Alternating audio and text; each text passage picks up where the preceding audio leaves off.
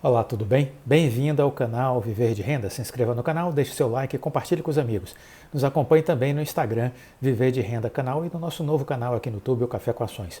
Eu sou Clóvis Soleiro, formado em administração, consultor empresarial e investidor na Bolsa desde 2006. Criei aqui o canal Viver de Renda no YouTube para compartilhar com vocês as minhas experiências, um pouco da minha trajetória de vida. Aqui a gente não faz nem análise nem recomendação de ações, mas procura passar um pouco desses 30 anos de vivência e experiência enquanto consultor de empresas, trabalhando em grandes empresas do Brasil, do exterior, convivendo com a alta administração de empresas listadas na Bolsa do Brasil, na Bolsa dos Estados Unidos, e investidor há 15 anos. Erros e acertos cometidos ao longo desse caminhar. E é isso que eu estou disponibilizando para vocês. Recomendo que maratonem todos os vídeos do canal. Não deixem de assistir um vídeo sequer, porque já há muito conteúdo desde julho do ano passado para cá disponibilizado para vocês. São mais de 450 vídeos já publicados. Assista a todos. Você não vai se arrepender. Bom, estamos fazendo sábado e domingo o estudo de caso da Oi. Iniciamos esse domingo com algo que provavelmente é uma grande expectativa de muitos, é falarmos um pouco sobre os resultados apresentados da Oi para o primeiro trimestre de 2021. O que eu pude destacar e gostaria aqui de compartilhar com vocês um pouco das minhas reflexões. Vamos lá. A Oi, ela divulgou o balanço do primeiro trimestre, ela apresentou um prejuízo de 3,5 bilhões de reais. Bom, a princípio, isso representa uma redução de 44% comparado com o primeiro trimestre de 2020. O prejuízo reduziu 44%. A receita líquida também encolheu. A empresa passou pela primeira vez a considerar na sua estrutura de balanço o negócio da Oi Móvel e da TV paga como operações descontinuadas, ou seja, que a empresa vai se desfazer, ok? Bom, vamos lá. Receita líquida do primeiro trimestre foi de 4,45 bilhões, comparado com o primeiro trimestre de 2020 de 4,74 bilhões, uma queda aí de 6,2%.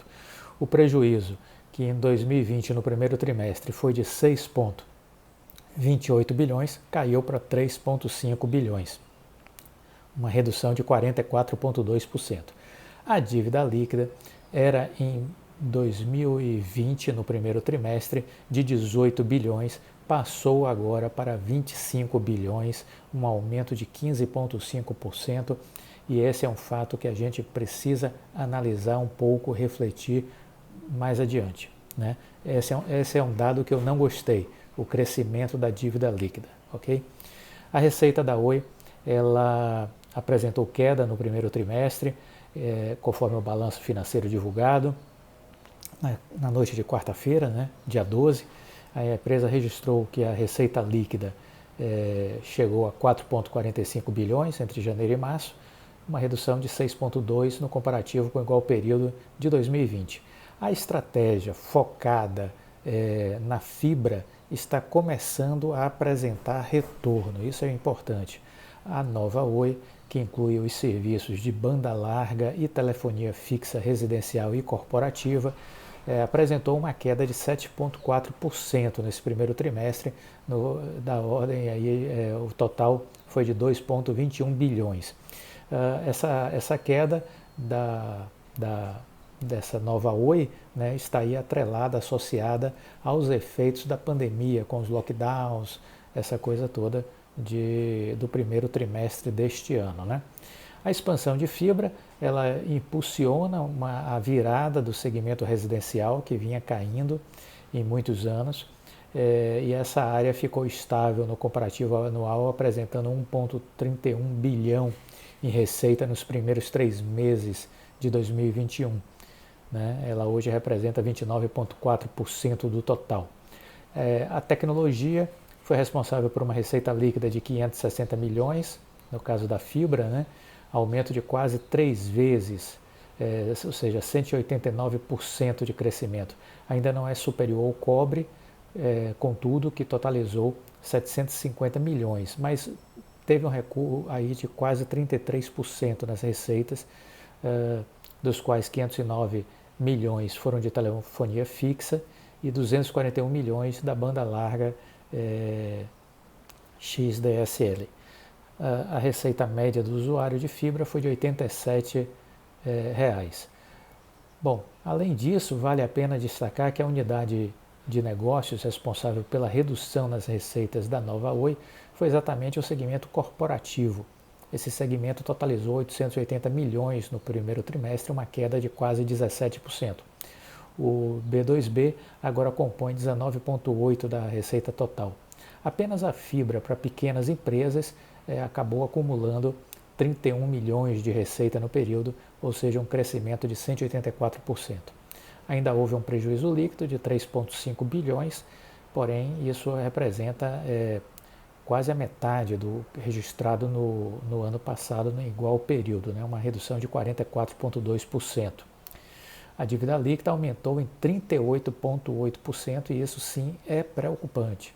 Encerrou março em 25 bilhões. O caixa disponível caiu 52% e ficou em 3,27 bilhões comparado com o primeiro trimestre do ano passado, né, essa queda. O que aumentou no comparativo anual foram os investimentos.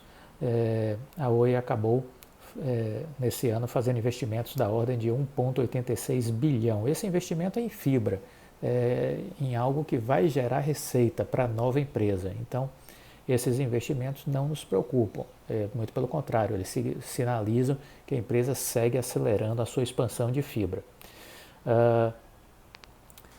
A maior parte, né, naturalmente, a fibra desse 1,863 bilhão, 1,326 foi exatamente direcionado para a parte de fibra. O que mais eu pude analisar e tomar nota aqui para compartilhar com vocês? O segmento residencial, ele teve um faturamento estável no comparativo com o ano anterior, alcançou a marca de 1,3 bilhão. No serviço de fibra ótica, a operadora registrou crescimento de 189%, comparando com 2020, mas a cifra ainda é menor que a parte de voz fixa e banda larga prestados com a tecnologia de cobre, mas vem crescendo enquanto a outra vem decrescendo, porque essa é a questão que a gente precisa estar atento, né? O que precisa crescer cada vez mais é a fibra. A operadora manteve a expansão da rede de acessos, encerrando o primeiro trimestre com 10 milhões e meio de casas passadas. Isso é muito bom, 10 milhões e meio de casas passadas. Isso acabou adicionando 1,4 milhão de casas passadas à sua base nos últimos 3 meses. Isso dá uma média mensal superior a 482 mil casas passadas no primeiro trimestre, certo? A Oi encerrou o primeiro trimestre com 3.870 mil clientes de voz fixa por cobre no segmento residencial, redução de 34,3% e de 12,5%, 34,3% em comparação ao primeiro trimestre de 2020 e de 12,5% comparado ao quarto trimestre de 2020. Então essa questão do cobre segue reduzindo. Na banda larga, ela registrou 1,869 milhão nesse segmento, na banda larga de cobre, o que é uma queda de 41,1% comparado ao primeiro trimestre de 2020. Que mais? A Oi velha, né, desaparecendo. A fibra ótica, de novo, é a principal aposta da empresa, os números são positivos. Março representou aí, com o término do mês, né, um crescimento de 163% de casas conectadas com Oi Fibra. Ela ultrapassou a marca de 2,5 milhões de clientes com a tecnologia FTTH, incluindo aí os acessos de pequenas e médias empresas, né? A operadora enxerga que a tendência de alta nas finanças residenciais vai acontecer com o crescimento da fibra ótica. As expectativas é que o número de clientes aumente, principalmente considerando a entrada da Oi Fibra em São Paulo, né? Onde aí uma previsão de 400 mil casas passadas esse ano e 2 milhões de casas passadas no ano que vem. A cobertura de fibra ótica fechou o mês de março com uma disponibilidade de contratação em 10,5 milhões de domicílios e ela espera terminar o ano de 2021 com 15 milhões de casas passadas com a internet Oi Fibra. O balanço do primeiro trimestre trouxe de fato esse marco aí, que é a alusão aí à descontinuidade, né, do negócio da Oi Celular, e ela está vendida, né, para Claro, TIM e Vivo desde dezembro de 2020 pelo valor de 16,5 bilhões, aguardando ainda a aprovação do CAD e da Anatel. Essa aprovação, quanto mais rápida acontecer, melhor, para fazer o ajuste de contas e o dinheiro entrar no caixa da Oi, entendeu? Quanto mais posterga, pior para a Oi, porque isso vai repercutir naquela dívida líquida que está crescendo, porque os juros são mensais. Então, quanto mais se adia a decisão do CAD e da Anatel, mais eles prejudicam o fim da recuperação judicial da Oi e geram um aumento de dívida para a Oi. Precisamos estar atento a isso. Esse é um fator de preocupação. Quanto mais demora a decisão do CAD e da Anatel, piora a condição financeira da Oi. É preciso entender isso. O segmento de telefonia celular teve receita líquida de 1,54 bilhão, queda de 6,4% no comparativo com o mesmo período de 2020. Fica essa pergunta, isso é motivo de preocupação, a queda da Oi Celular, deterioração dos resultados da Oi Móvel, isso preocupa? Isso pode ter alguma influência no valor que ficou acordado a ser pago por Vivo, TIM, Claro? O que a gente pode refletir é que houve uma redução de investimentos na Oi Móvel, foi cortado 29% no período aí recente. O aporte total do grupo cresceu 4%, mas com a prioridade em fibra ótica, e a receita móvel caiu no primeiro trimestre 6,3%, comparado com o primeiro TRI de 2020. No passado, porém, ainda não havia o impacto da pandemia. Lembremos isso, e acaba que mais pessoas em casa, menos saída para recarga, para utilização de celular e tudo mais, né?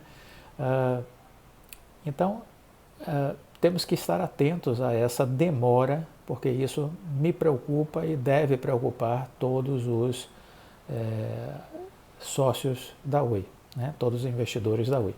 O presidente Rodrigo Abreu afirmou que não há motivo para preocupações sobre eventuais quebras de compromissos estabelecidos entre a Oi e as compradoras, Vivo, TIM e Claro. Segundo ele, o andamento dos negócios está dentro do planejado e não é esperada nenhuma mudança no valor que foi fechado de 16,5 bilhões. As oscilações trimestrais da Oi Móvel não são relevantes para o desfecho da transação. O acordo de venda abrange especificamente a carteira de clientes, os espectros para trânsito dos sinais e as torres, que são ativos fixos, que não sofrem alteração por conta de oscilações de desempenho da empresa, né?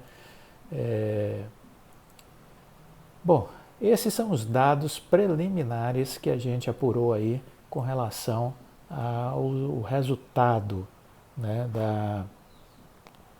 da Oi nesse trimestre. O que eu queria pontuar nesse vídeo, e a gente continua falando nos próximos vídeos de hoje, em linhas gerais, minha opinião, né, eu não gostei dos resultados financeiros, em especial por conta do aumento da dívida líquida, né, não gostei. Mas era esperada esse aumento de dívida líquida. Seria menor esse crescimento se a receita tivesse crescido mais para mitigar e reduzir um pouco o impacto na questão dos juros da dívida, né? E isso acabou sendo impactado por conta da pandemia. Como será o segundo trimestre de 2021? Temos que estar de olho no segundo trimestre, porque a gente precisa ver essa receita subir, né, para que esse impacto da dívida seja menor, ok? Então, essa é uma questão. Outra coisa que me preocupa é a saída da recuperação judicial. A Justiça fixou o prazo de outubro. O presidente Rodrigo Abreu já admite o primeiro trimestre de 2022 para a saída da recuperação judicial. Não gosto dessa postura contemplativa, né? Não gosto. Essa postura de admissibilidade de transitar o fim da recuperação judicial para 2022. Qual o impacto disso no endividamento? Todo acionista bate na porta da área de relações com os investidores para questionar isso. Olha, a Oi está considerando que vai mudar a saída da recuperação judicial, não como foi definido pela Justiça, a priori outubro de 2021, mas sim primeiro trimestre de 2022. Gostaríamos de saber que análise vocês estão fazendo do impacto dessa possibilidade no aumento do endividamento da empresa. Eu acho que é importante provocar a área de RI para questionar como eles estão enxergando isso. Eu vou fazer, mas acredito que todo mundo deveria estar fazendo também, entendeu? Não gosto dessa postura de jogar para o primeiro trimestre de 2022. Acho que deveria encerrar agora em outubro e usar a Justiça, usar o Ministério Público do Estado do Rio de Janeiro a seu favor para pressionar o CAD e a Anatel para tomarem uma decisão, entendeu? Porque o próprio Ministério Público disse que não achava mais concebível passar de outubro de 2021 e pediu que a Justiça demandasse celeridade na análise da Anatel e do CAD. Eu acho que é isso que deveria acontecer. Fica então essa questão para a gente refletir e para as pessoas também questionarem a Oi, porque todo acionista tem esse direito de fazer questionamentos. Então vamos bater lá na porta do RI e questionar como é que eles estão vendo essa questão desse adiamento e que impacto isso vai ter no nível do crescimento da dívida líquida. Isso é preocupante, ao meu ver, é preocupante. Salvo se as receitas subirem e essa dívida líquida acabe crescendo menos em função do aumento de receita. Vamos aguardar, né? O que aconteceu no primeiro trimestre é que a gente viu queda de receita por conta da pandemia. Como vai acontecer no segundo trimestre? Precisamos estar de olho, né? Essas foram as primeiras impressões e que eu gostaria de compartilhar com vocês, certo? Então, tenham um ótimo domingo, reflitam sobre o assunto, a gente vai falar mais ainda no dia de hoje. Fiquem com Deus e até a próxima. Tchau.